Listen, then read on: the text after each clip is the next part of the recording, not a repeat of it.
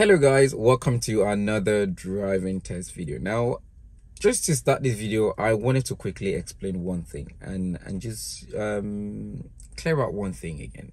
Now, it's common that once in a while these things may happen on the road, and we see it as a normal thing because you get away with it and there was no accident. But what if on a one chance, 1 out of 20, it happened? Then that's a bad luck, right? But what if that even happens on your test? Then that's a fail. But the point I'm trying to say here is don't do a last minute lane change, or don't do a spontaneous lane change. Like, you're on the left lane, you move into the right lane, especially in a roundabout, and you realize you're on the wrong lane because you've seen the arrow pointing you the other direction, and then what you want to do is run back into that lane you left. It is very dangerous because you may just have a cyclist just in your blind spot that you've not seen yet, or another vehicle. So don't do this. It would cause you to fail your test, and that is why this test was a fail. Lena was in the left lane, goes into the roundabout and moves straight into the right, but then realizes the arrow is pointing straight on the left lane and right lane is turning or going right only, and runs back to the left lane. And unfortunately, as soon as she moved into the right lane, there was already a car behind who had gone straight to her left. So examiner had to take action and push her to keep her in the right lane. So it was very sad, and this is the most expensive 2 seconds decision on the test. So keep this in mind. Don't do a last minute lane change. It is dangerous. Don't forget, there are many drivers around you who are in a hurry. Like, when I'm in hurry, a second delay to them is everything. So as soon as you keep a lane open, and this is also one reason why lane straddling is very dangerous, because the minute you keep that space open to fit a car, someone is going to be squeezing into that space. So keep that in mind. So if you've done that, make sure you check your room before you go back. It's always better to just wait or use the wrong lane. Just go the wrong direction, come back around and find your way back. Don't force yourself in when you haven't checked. It is not worth it. So let's look at the video and see the whole test. So this test took place on the 15th of July 2022 at 10:14 a.m. in the morning at Bromley Driving Test Center. So on the screen are the minor faults and the serious faults. So already you know a serious fault was for mirror check when changing direction. So let us go through this and see. Now, one thing I also wanted to kind of point out is the amount of minor faults that were given for appropriate speed. So this is a situation where you're not making enough progress, and we would see if we can pick these out in the video. So keep this in mind. Like I often do say, don't treat everyone as the same. We've got 4 minors here for appropriate speed. Now, in another situation, this could have automatically become a serious fault, because this has been a consistency situation here where you're making the same fault for more than 3 times. Now, it's a normal thing to give a serious fault for a fault that's occurred at least about 3 times. So sometimes it's ignored, sometimes it is upheld. The examiner would make this decision depending on the seriousness or the nature of the fault that you're actually committing. So this is at the discretion of the examiner. So keep this in mind.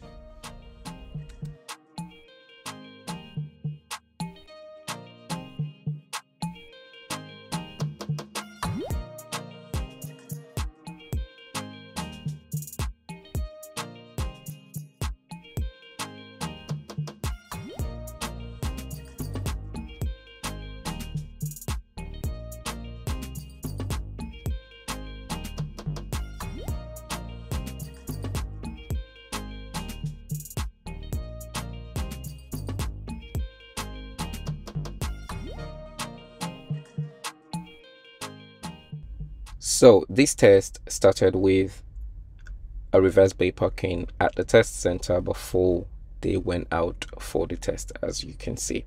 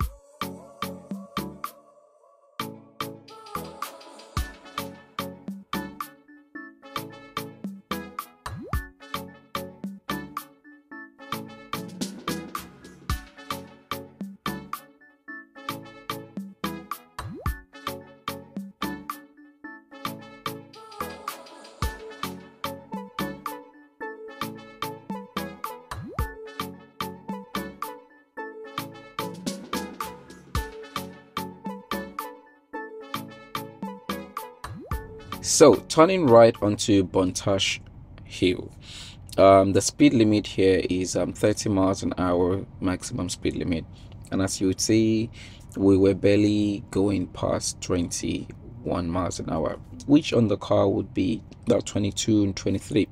So yeah, that would be not making enough progress here. So not surprising if this would be one of those faults for the 4 minors for appropriate speed.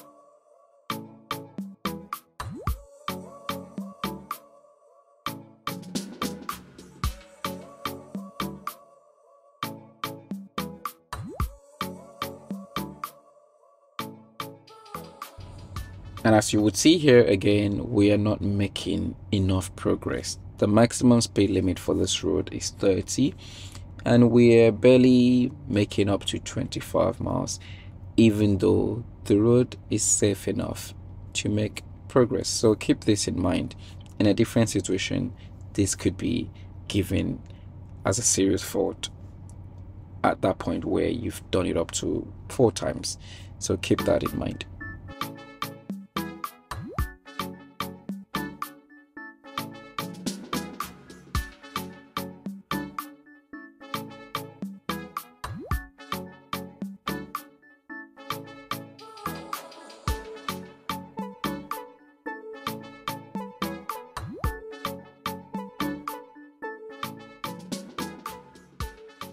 So, commenting on what the examiner said in regards to the speed. Now, mostly this happened when the learner was coming into bends. Now, I often do say to slow down your speed or ease off your gas as you approach bends, but be careful that you've got to control that speed in accordance to the road or the bend. If you're coming through a bend, the road is 30 miles an hour, maybe you want to be between 25 and 20, depending on what, or depending on how sharp the bend is. You've got to be able to make this decision. But what you don't want to do is to slow down too much that you're now holding back traffic because of the bend. And meanwhile, you can actually say steer through that bend safely at 20 miles an hour rather than doing it at 15 miles an hour. So keep this in mind, work on this and practice this through your lessons.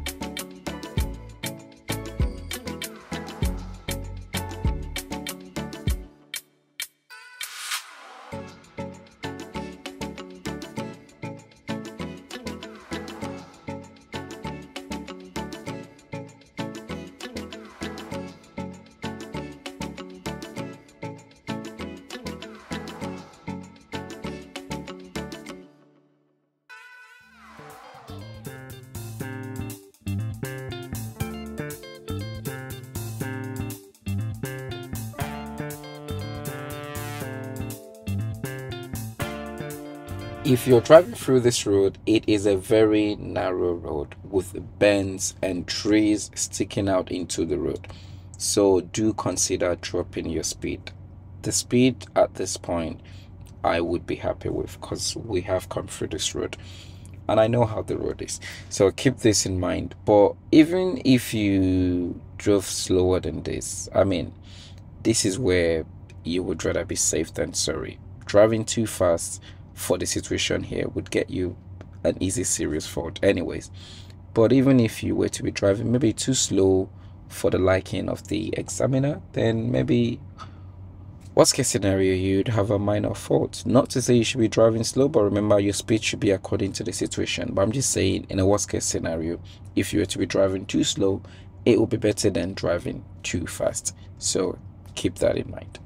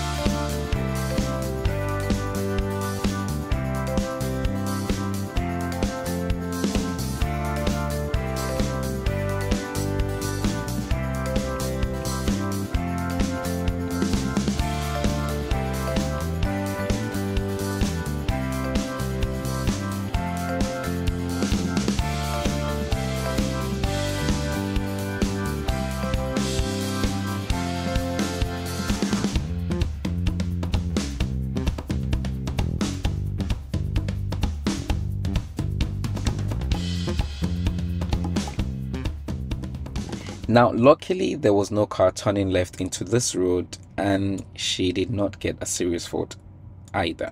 Now, be very careful that if you come to the end of this road, make attempt and go back, even if it's a percent of your lane left. Make use of it, because she should be going back into that left there and remain in your lane. Because if a car was turning here, we would clearly be causing traffic on the road by sitting in the wrong lane and coming out of the road fully in that lane. Keep this in mind. Luckily, this was actually not a serious fault, but I wouldn't have been surprised if this was given as a serious fault, but in this case it wasn't. So keep this in mind, please. If you find yourself in such situations with cars or traffic or roadworks in your lane, and you've had to use the other lane to go through the road, come back when you get to the junction or the end of the road. Make use of whatever lane or whatever space you've got left in your lane. As long as it's reasonable, then do it. In this case, definitely we could have been in that lane or in that space on the left. So keep it in mind, especially see how long they've been waiting there. What could have happened if a car was waiting to turn? Then it would have been a different story. So learn from this, please. Use that space you have on your left. Don't keep it open there.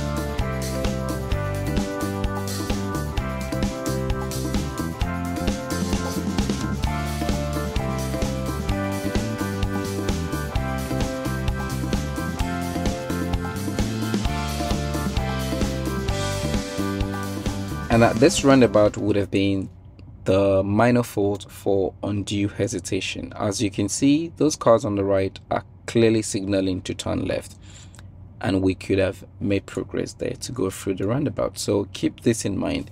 Get used to your rules on the roundabout. Remember that you should be giving priority to those coming from the right. But then if those on your right are clearly signaling to turn right, and they're actually waiting for the vehicle on your left or maybe straight ahead of you, then that clearly means you have an opportunity there. And if you don't leave that giveaway line, those on your opposite direction coming towards you at the roundabout wouldn't wait. They won't stop unless you actually get past that giveaway line before you actually force them, if I use that word, to stop. So keep this in mind. If you're just sitting there behind the giveaway line at roundabouts, expecting those who should be giving you priority to wait for you, you'll be there for a long time. You would have to get through, make progress out of the giveaway line. At that point, they would stop. Otherwise, sorry, life isn't give and take sometimes.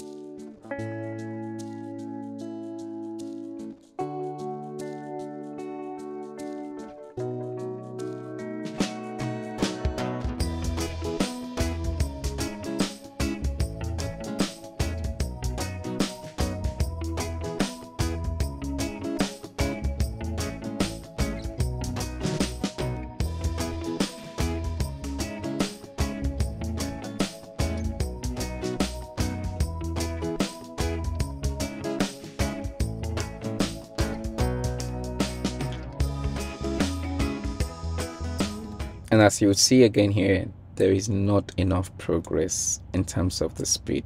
The road ahead is clear and we can be making more progress here.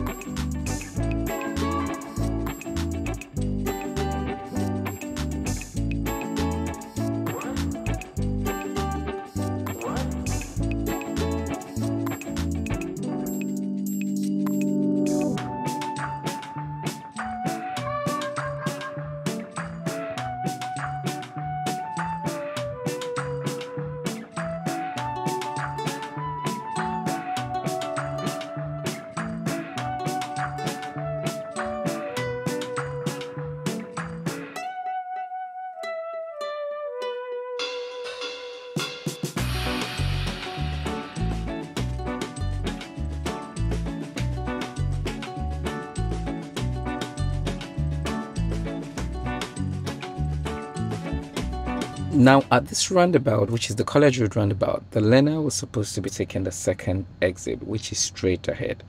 So the two lane here, left lane should be taking you straight to second exit, while the right lane is going back around the roundabout. But then she went into the second lane. But then for that few seconds, when she'd gone in there, she'd realized it was the wrong one, and then she ran back into the left. And that was it. The car behind was already creeping into the left, and the examiner at this point pushed her to keep her in the right lane. So guys, please don't make these last minute changes. It could have been just a second, and if you can't not look at your mirror to make sure it is safe, don't do it. Just go back around. And the examiner emphasized this as well. You know, she said, I wasn't going to let your instructor have another higher car on top of a higher car, because the car we're using right now is a higher car, because we had an accident 2 weeks or a week before this test. So yes, I clearly wouldn't have wanted to have another higher car on top of this higher car. So yes, but anyways, back to the story. So please, if you realize in a roundabout you're in the wrong lane, just go back around like we've just done here. If she had done that without the examiner forcing her into that situation, or sorry, into that decision, it would have been a pass. And this was just again another fail just on the way back to the test center, just under 2 minutes away from the test center. Just avoid changing lanes without checking your mirrors. Let me make it simple. It can be dangerous. So unfortunately, this was the reason for the fail on this test, as sadly as it would be. So avoid this situation. Don't fail when you can literally just pass, when you're at the edge of passing.